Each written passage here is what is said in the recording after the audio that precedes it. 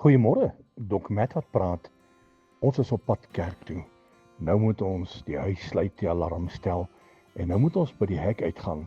En toe ek nou die knoppie druk vir die hek om oop te maak, weier hierdie hek om oop te maak. Toe moes ek agterkom dat hierdie battery pap is en hierdie battery sy leeftyd uitgedien het en niks meer werd is nie. Die battery moet vervang word.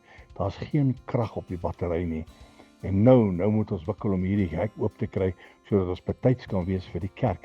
Jy sien wanneer ons nagmaal en 'n klomp goedjies moet gebeur voordat ons die diens kan laat begin. En terwyl ek besig is met hierdie hek en hy vat al my tyd in beslag, toe besef ek ons as Christene gebeur dit ook soms dat ons batterye pap word. Ons raak moeg, ons raak moedeloos, ons is gedaan en dan sê ons vir onsself, ek het bietjie rus nodig, ek is waarlik waar moeg en my kragte is getap.